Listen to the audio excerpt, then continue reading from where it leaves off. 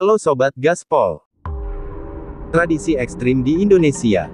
Tradisi mengerikan di Indonesia ini, biasanya dilakukan oleh beberapa suku tertentu karena kepercayaan mereka. Berikut tradisi ekstrim di Indonesia yang bikin merinding yaitu potong jari. Tradisi memotong jari ini seringkali dilakukan oleh suku Dani di Papua. Suku Dani memiliki tradisi yang disebut dengan Iki Palek. Iki Palek merupakan tradisi memotong jari, mungkin bagi kita tentunya tradisi ini terlihat sangat mengerikan. Namun bagi suku Dani tradisi ini, memiliki makna yang sangat mendalam. Memotong jari tersebut dilakukan untuk mengungkapkan kesetiaan dan rasa kehilangan yang mendalam terhadap anggota keluarga yang telah meninggal. Suku Dani sendiri merupakan suku yang berada di lembah Baliem di ketinggian sekitar 1600 mdpl, dan terletak pada zona stratigrafi gugusan pegunungan Tengah Irian Jaya, sebagai hasil dari fenomena proses geologi. Penduduknya berprofesi sebagai petani dan diketahui telah memiliki teknologi penggunaan kapak batu, pisau tulang belulang, bambu, dan tombak. Keberadaan suku Dani diketahui dari berbagai penelitian yang dilakukan sekitar tahun 1900 sampai tahun 1940, dan pada 1983 seorang bernama Richard Archbold pemimpin sebuah ekspedisi, bersentuhan langsung dengan suku Dani. Tradisi yang dimiliki suku Dani sangatlah beragam seperti bakar batu yakni ritual sebagai tanda rasa syukur dan menyambut kebahagiaan serta atas kelahiran, kerukunan dan kemenangan perang. Selain tradisi di atas rasa syukur kelahiran, suku Dani juga memiliki tradisi untuk anggota keluarga yang meninggal yakni Iki Palek atau pemotongan jari. Jari yang dipotong menandakan jumlah anggota keluarga yang meninggal. Diketahui bahwa sebagian besar yang melakukan tradisi tersebut adalah wanita. Tetapi untuk pria mereka memotong kulit telinganya untuk menunjukkan rasa kesedihannya. Bagi suku Dani, jari dianggap sebagai simbol harmonis, persatuan, dan kekuatan. Selain itu juga, menjadi lambang hidup bersama satu keluarga, marga, rumah, suku, nenek moyang, bahasa, sejarah, dan satu asal atau biasa disebut dengan Wene Opakima Dapulik Welaikarek Mekahasik. Bentuk dan panjang jari memiliki kesatuan dan kekuatan untuk meringankan beban semua pekerjaan. Jari-jari akan bekerja sama, sehingga tangan akan berfungsi. Namun jika salah satu jari hilang akan mengurangi kebersamaan dan kekuatan. Prosesi yang dijalankan pun cukup mengerikan. Para wanita akan memotong jari mereka dengan menggigit sampai jari putus. Terkadang dilakukan dengan kapak atau pisau. Untuk mengurangi darah yang keluar, jari akan dililit dengan benang, sampai aliran darah berhenti dan jari menjadi mati rasa kemudian baru dipotong.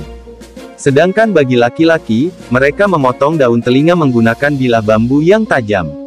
Tradisi memotong daun telinga ini disebut dengan tradisi Nasu Palek. Apabila tidak bisa melakukannya sendiri maka akan dibantu oleh kerabat dan tidak ada upacara khusus. Asalkan jari sudah terputus maka tradisi Iki Palek telah terlaksana. Luka akan dibalut dengan daun dan diperkirakan 1 bulan kemudian luka akan mengering serta menjadi sembuh. Jika yang meninggal adalah orang tua maka 2 ruas jari yang dipotong. Dan apabila sanak saudara maka hanya 1 ruas jari yang dipotong. Sebelum jarinya akan dipotong mereka membacakan mantra. Selain pemotongan jari, suku Dani juga melakukan mandi lumpur.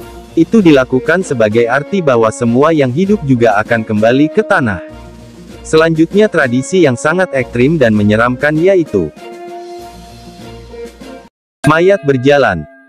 Tradisi upacara mayat berjalan atau manene, yang berasal dari Tanah Toraja, Sulawesi Selatan. Tradisi manene adalah upacara membersihkan jenazah para leluhur keluarga, yang sudah berusia puluhan bahkan ratusan tahun. Tradisi yang masih lestari ini dilakukan oleh masyarakat Barupu di pedalaman Toraja Utara. Ritual manene masuk dalam upacara Rambu Solo, atau upacara kematian. Ritual manene biasanya dilakukan pada bulan Agustus. Masyarakat setempat akan mengeluarkan peti jenazah dari patane. Patane adalah kuburan berbentuk rumah, atau tempat menyimpan jenazah. Sebelum mengeluarkan peti jenazah dari patane, ada beberapa syarat yang harus dipenuhi oleh anggota keluarga, yang masih hidup. Salah satunya adalah mengorbankan hewan babi atau kerbau. Masyarakat Toraja percaya, semakin banyak hewan yang dikorbankan, maka tingkat kehidupan abadi akan semakin tinggi. Ritual ini biasanya diawali dengan berkumpulnya para anggota keluarga di Patane. Sebelum mengeluarkan jenazah dari Patane, seorang tertua desa atau Nektomina akan melafalkan doa dalam bahasa Toraja kuno. Setelah didoakan oleh Nektomina, jenazah boleh dikeluarkan dari dalam peti.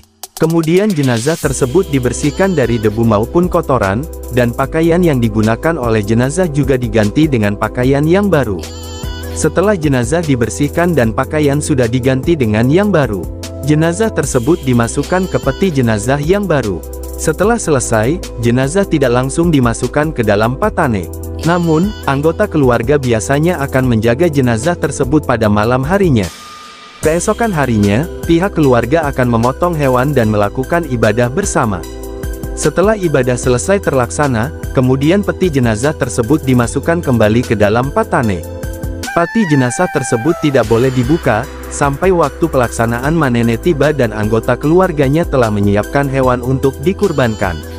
Ritual manene ini biasanya dilakukan serentak satu desa.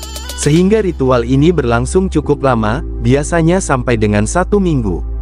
Untuk waktu pelaksanaan ritual manene tersebut harus disepakati antara keluarga dan Nektomina melalui musyawarah desa. Ritual manene sampai sekarang masih rutin digelar karena masyarakat sekitar meyakini cara ini sebagai penghormatan kepada leluhur yang telah tiada. Penghormatan yang dilakukan ini diyakini bahwa para leluhur akan memberikan keberkahan kepada kerabat yang masih hidup. Inilah tradisi ekstrim yang mengerikan berada di Indonesia. Jangan lupa di like, komentar, dan subscribe agar di setiap video terbaru dari GS Sobat bisa dapatkan.